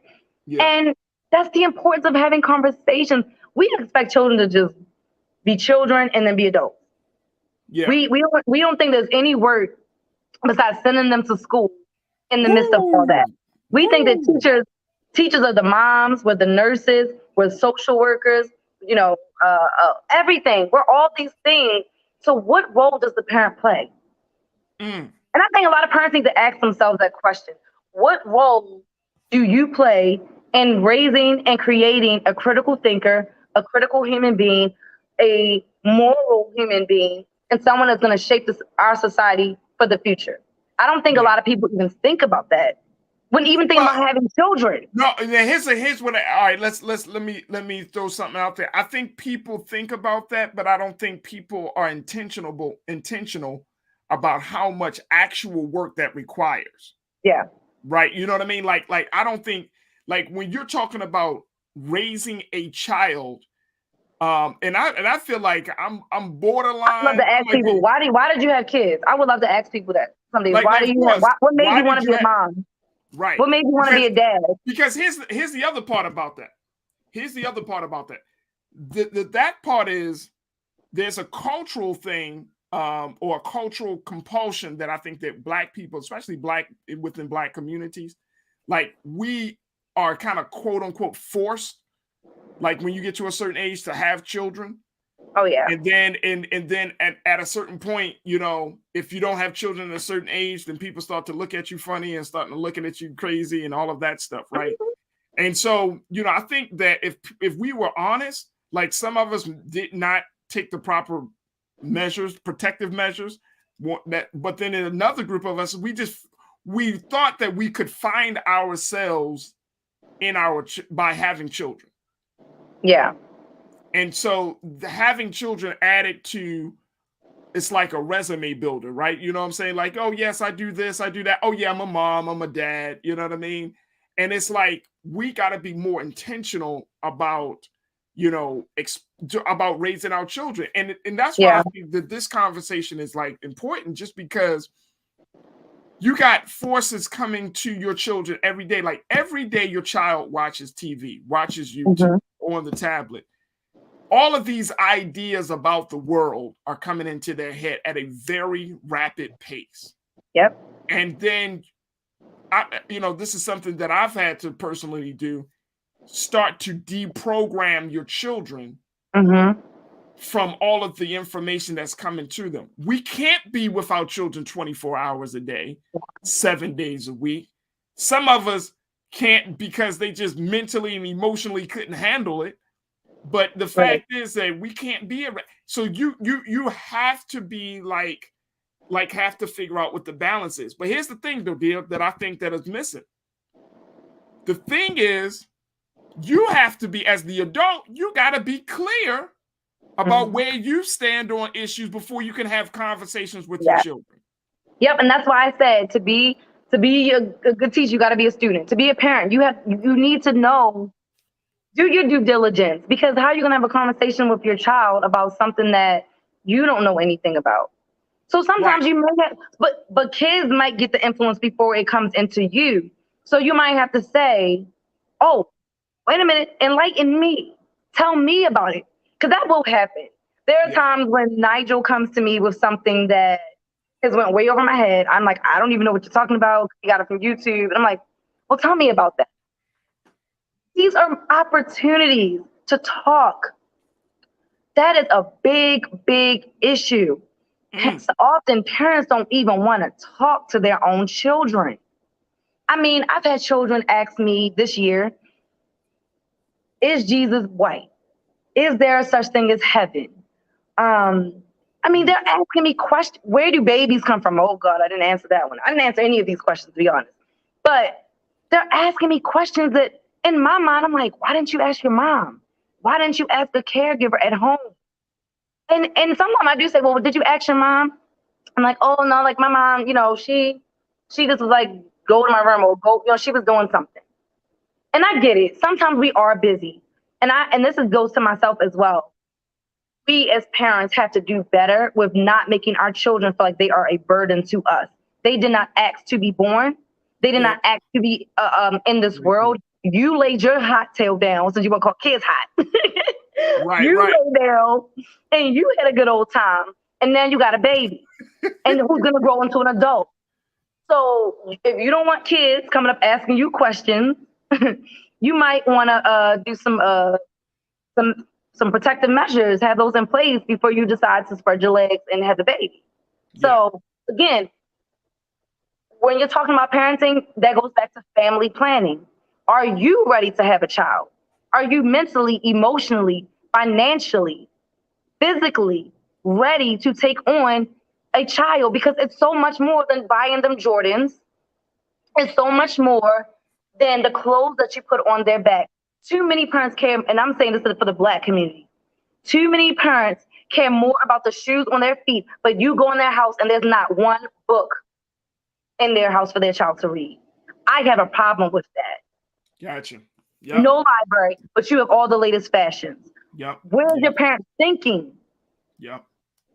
Yep. And I think that's, and if you have books, if you expose your children to other resources, it gives them a sense of the world around them. If you have those deep conversations about cause and effect, ask them about their day. Ask them about their day. If you sit down and watch a YouTube video with them to understand what your child is looking at, to be able to get ready to be able to either lift up what's happening on the screen or deprogramming them from what's happening on the screen. Listen, so you got I've had to watch Guava Juice, okay?